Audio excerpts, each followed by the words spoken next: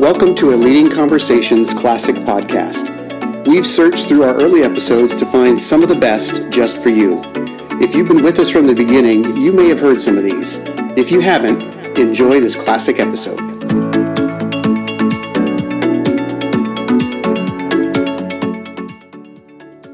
Welcome to the Leading Conversations Podcast, sponsored by the Excel Leadership Network.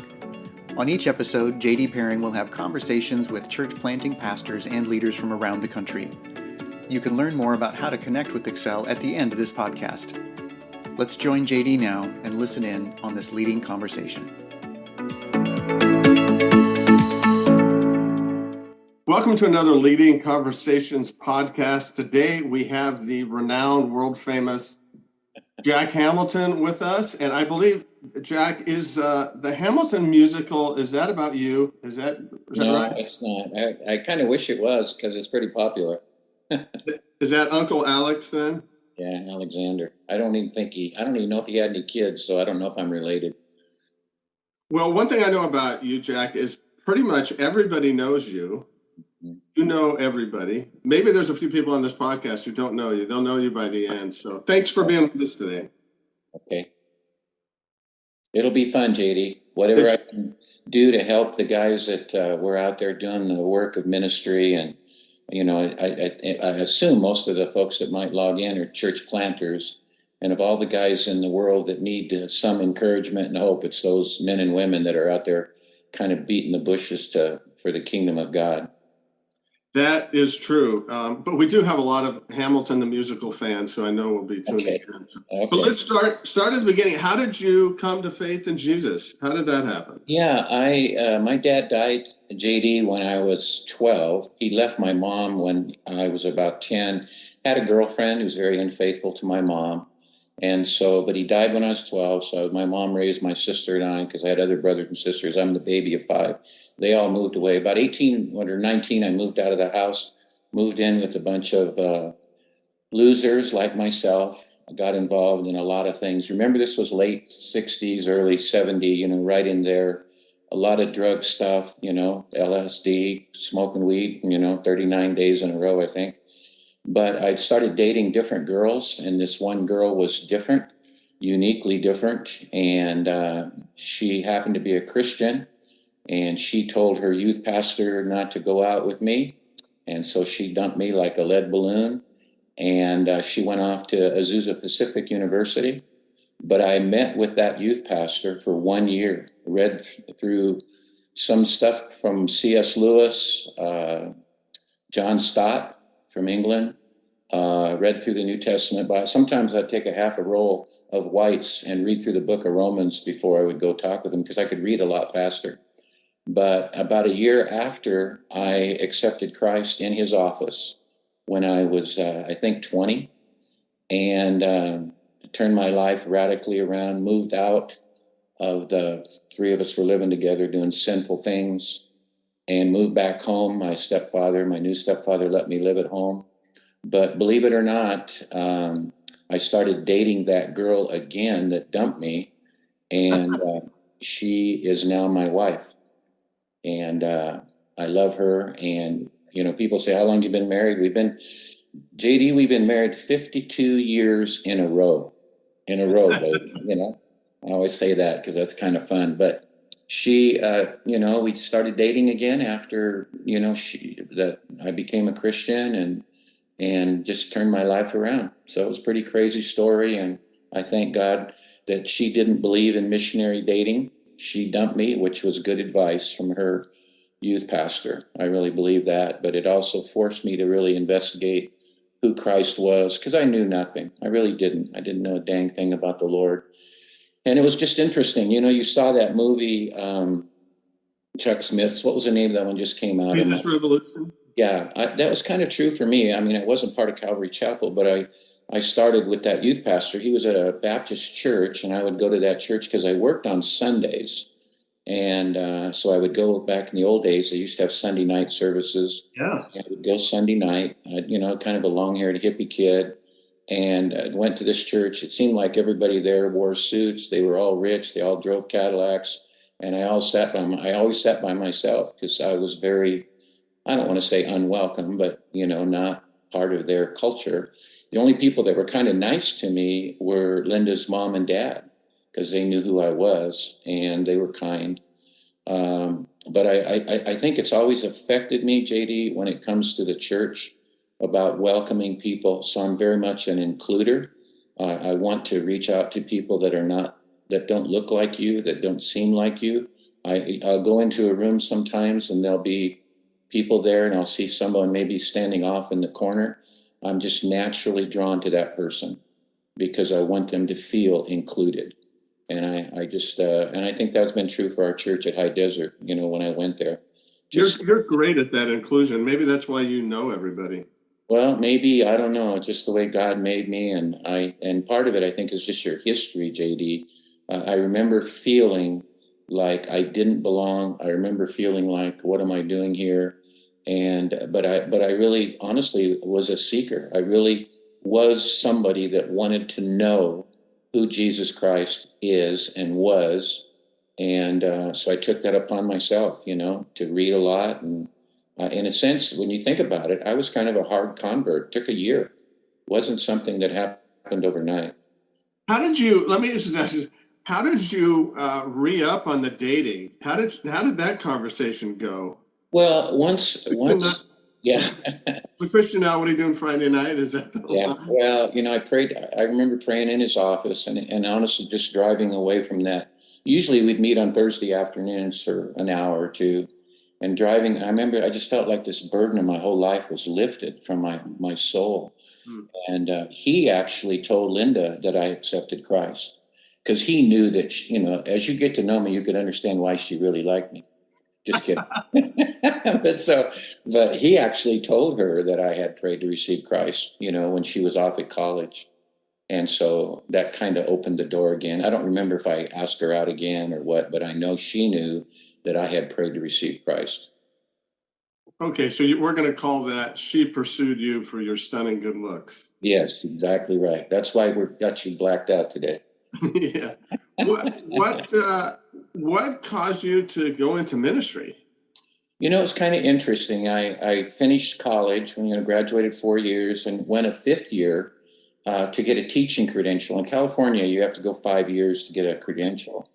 And so I did that at Cal State San Bernardino, good school for my theology. And I got a teaching credential, and I actually got a job up in the High Desert, Sperry Apple Valley, as a public school teacher. And so I kind of struggled finding a church like a lot of young couples do. And I came up here single, married, a few months later, December of 1970, trying to find a church. And that was a struggle for us. You know what I mean? Because I think we were so tied to that one that she had grown up in. It was just hard to make that transition. But anyway, where I was teaching public school, the librarian's husband became kind of a friend of mine because I became a friend of the librarian. He took me under his wing and we met every Friday morning for, I want to call it discipleship, mentoring, relationship. And so, going through the book of Proverbs and some other practical things about wisdom. And I really loved this guy. Well, the funny thing was, JD, he was the administrator of a small little Christian school. And it was called Hesperia Christian School. And after teaching public school for a few years, I really felt, and it sounds kind of weird, almost mystical, but I felt called to leave public school and go teach with him. And partly really because of relationship. And back then, this is 50 years ago, I went from a $10,000 salary a year to $5,100. Cut it in half. Almost half, yeah. And but God was in that, so I went to that school. A year later, little school of 130 or so, I left. He left a year later. A year and a half after that, I became the administrator of that school. And when I left that school, JD, in 1984, we had 700 and some kids because I'm aggressive, I'm ambitious, and maybe more so than I should be. But I just really believe when God's in something, we'll see growth. And And I believe that that was the story. And we actually, I think, had the largest Christian school in San Bernardino County. And that's not counting our friends in the Catholic schools or the Seventh-day Adventist schools, but it was just, that world. But the funny thing about that, and then it's a long story, but we had about 200 and some kids in our high school. I used to bring a young youth pastor to come up and speak at our chapels. And that youth pastor was a guy named Tom Mercer. And so in reality, I got Tom the job at High Desert Baptist Church in 1984 because I had the search pulpit committee come over and hear him at my school before he was called to that church. And then 6 months later, I left the school to join him in October of 1984. But the funny thing about that, you guys, Sogol, you'll love this too. The guy that led me to Christ was his dad. Oh, wow. His dad was my spiritual father. And I love that, man. So in a way, we both had the same dad. That was his biological dad, and it was my spiritual dad. And so that kind of, in a weird way, JD, that was kind of what bonded us together for 38 years. So you worked together in the high desert with Tom for 38 years. Yes. Yeah. How do you do that? Well, you have to be patient with your supervisor. I'm just kidding. I don't know. A lot of people ask me, because my whole life has been an executive pastor. It's a fascinating. I don't know. Because people ask my advice all the time about that whole role of being kind of the second chair leader in an organization. And I think so much of it's just chemistry. And I think that sometimes is minimized when we look at church staff and stuff. I don't know. Even all the guys that we've hired, because when I went there, JD, we had about 150 people. And, in pre-COVID in 2019, we were about 10,000, with the 4 campuses. So it was just that growth over time. And I think part of it is when you try to develop a good team, you just really need to get the right person. And I would even say that for our church planters, as they develop and maybe even consider key volunteers and, maybe people coming on their board and stuff. It's always just get the right person. And I don't want to minimize giftedness. I don't want to minimize education, or I don't want to minimize experience, but dang it, there better be something there that's a connection, some component, almost intuition. Is this who God wants us to have? Now that sounds like I'm a flaming charismatic, but there's something there. I'm just saying that. Okay, I'm rambling. Ask me another question. Well, it makes sense to me, just hearing a little bit of your story, that since you were mentored, since you were just coached, that you would be doing coaching and mentoring now, because that's just part of your story. So you do a lot of that now, right? Yeah, I have 10 pastors that I work, with TM that are in my group. I have another probably 3 or 4 that are not officially part of that group. I've done some of that kind of quote professionally for money, with different churches. I did one you'll love this one, from Harvest Bible Chapel, where James McDonald was in Chicago. Mm-hmm. Did one of the things that I do for Bayside is they use me to interview all of their potential pastors. I'm part of the process. So each of the ones that they've hired over the last probably 10 years have kind of had to go through me. And you know what I mean? I think they've given me a little bit of a thumbs up, thumbs down opportunity to weigh in with that. So that's been kind of fun. And that's kind of part of the reason I'm headed down to Southwest Church today and tomorrow to interview their final prospect candidate for a discipleship role. So there's just certain things that I look for, and chemistry, and making sure it's a good fit for them and for the individual, because I really care about the person. I don't want them to come to a church that's not really good for them. Let's keep this bigger. It's not all about the church or my church or your church. It's what's best for that person. And that maybe it might be good for the church, but maybe not so good for the person. So I would say to him, I don't think you should come. And I'm not saying that for the church's benefit, but for the guy or the gal. That's one thing I just resonate with you about being just leader centered. I know you do coaching, I know you do mentoring, but you're also on a whole lot of boards. Yeah, I've done a lot of board stuff. So I work with boards, different churches and stuff.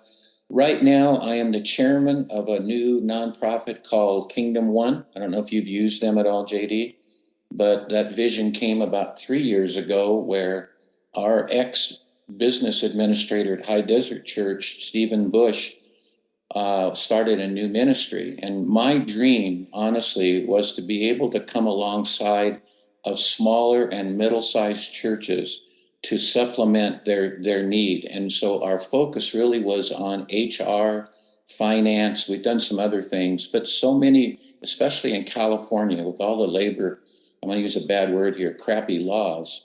Most churches are not doing that very well. So what they can do with Kingdom One is hire us for maybe 1 day a week or 2 days a month, and it's on a contract basis. So they don't have to have a full-time HR person or a full-time CFO. They can get help from us. We have 6 full-time people now. We have 12 part-time people. We're helping 43 different ministries. We just started helping Mount Hermon because they don't have an HR person now. They lost theirs till July 1st. So we're doing a lot of that kind of stuff. That on that board, it really lights my fire to come alongside a church of a 200.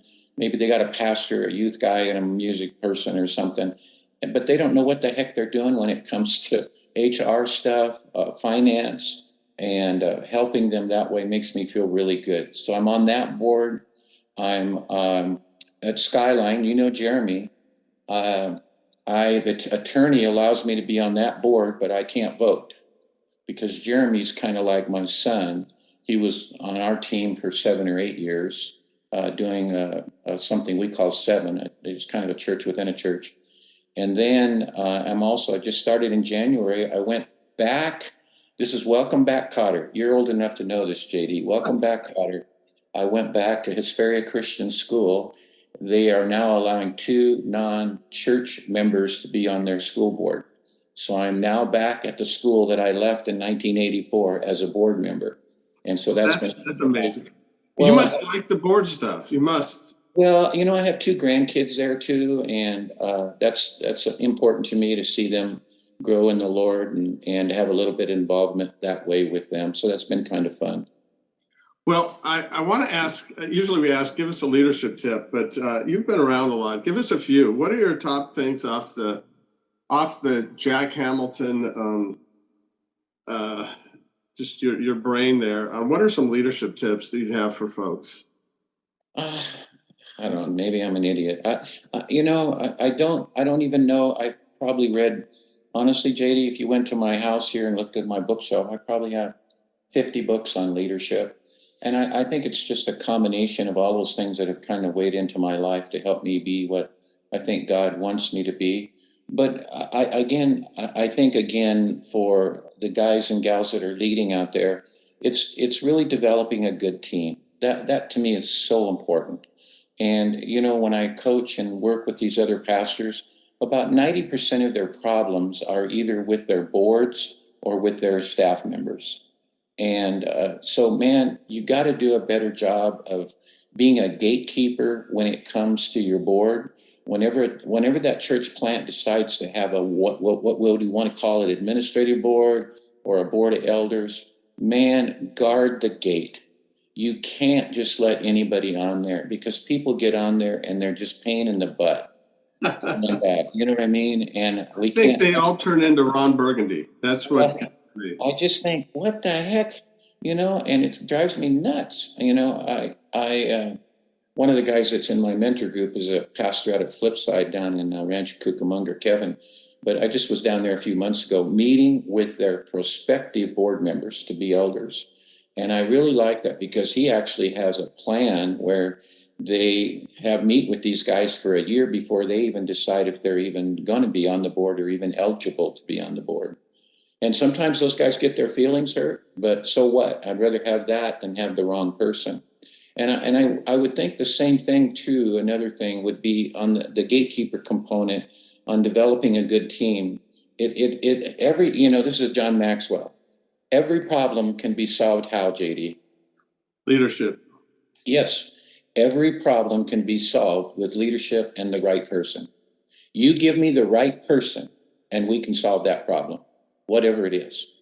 And I think it's tougher for our friends that are church planters because they're trying to get some momentum, trying to build the body. And it just seems like quite often, and you can scold me for saying this, but it seems like some of the village oddities start coming to their churches.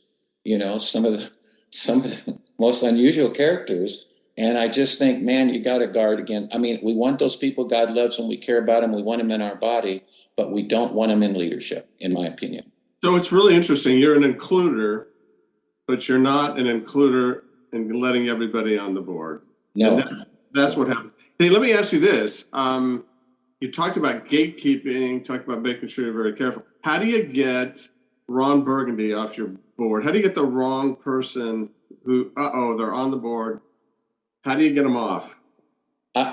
Seriously, JD, I don't know who Ron Burgundy is. Tell me that. Oh, he's from Anchorman, San Diego. Do you know who I am? I'm kind of a big deal. No, I don't know who he is. He must not be too big. You missed the greatest movie ever, Anchorman. No, I didn't see it. Who is the guy that Will Ferrell? Will Ferrell. Oh yeah, well, I love Will Ferrell. Yeah.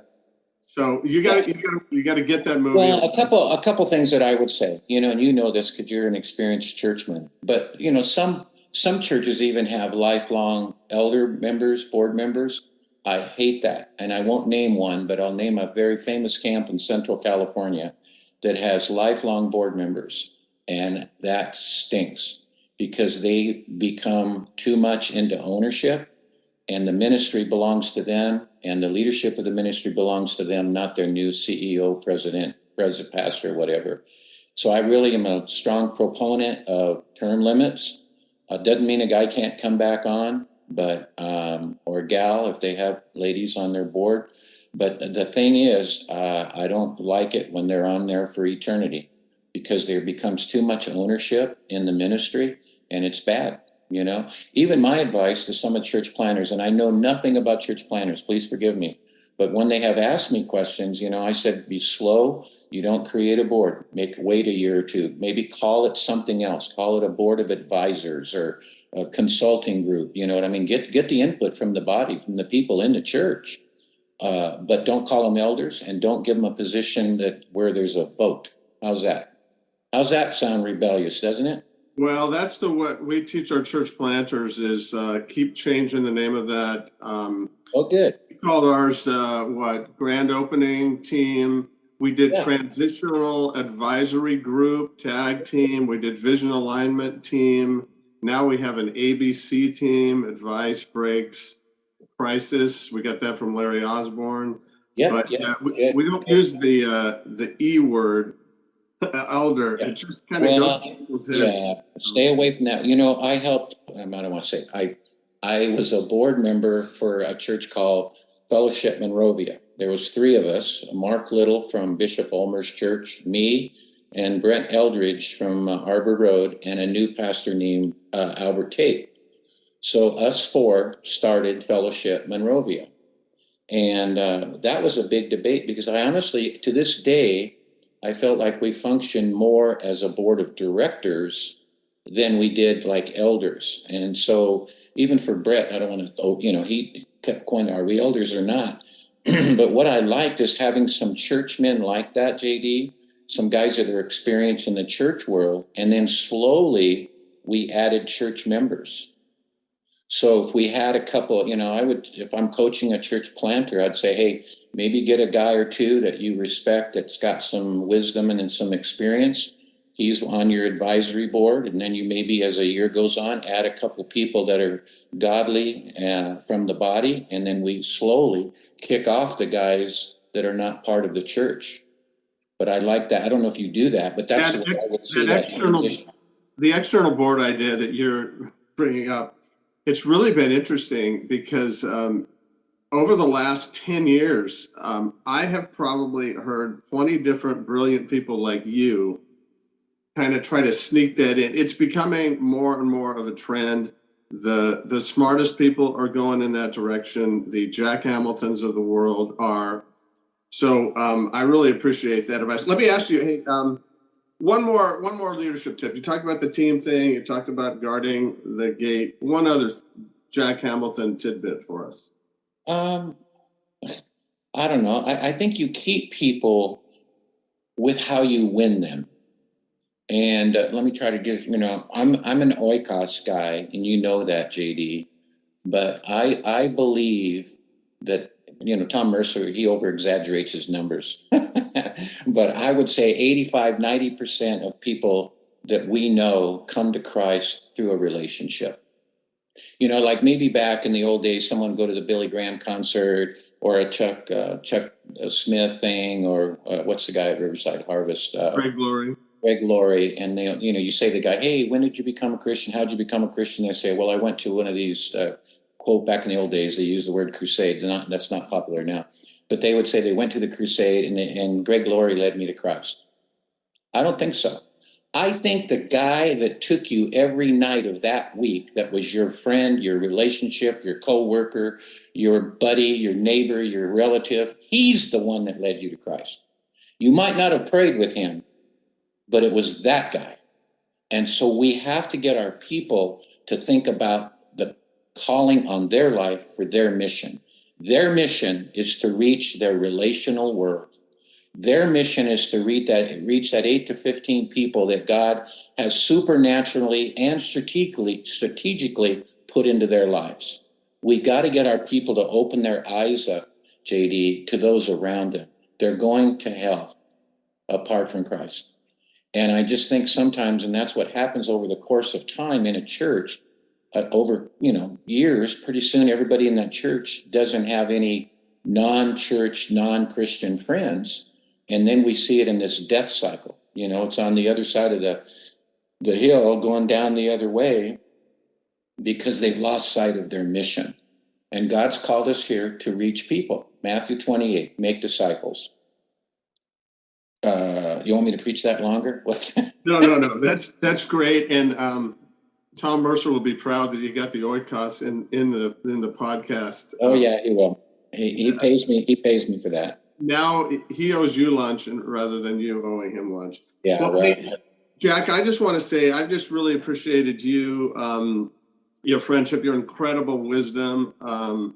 You just have this great includer way about you, but you're also, smarter than Alexander Hamilton. You're great grandfather or whatever. Thank you so much for being with us today. Thanks for all you're doing. Keep up the good work.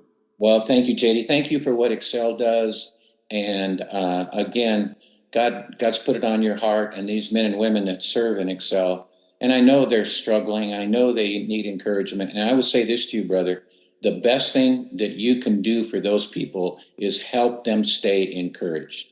The greatest thing you can do for them is to encourage them, because that's the battle. And I think that's true across the board too. If you're coaching a family, a father, a mother, help them to stay encouraged. Appreciate it. Thanks so much. God bless. Thank you. Bye-bye. Thanks for joining the Leading Conversations podcast. We hope that you found it both helpful and encouraging. At Excel Leadership Network, our focus is on the church planter rather than the church. If you'd like to find out more about us, visit our webpage at excelnetwork.org. Don't forget to subscribe to this podcast so you don't miss any future episodes. See you next time with another Leading Conversation.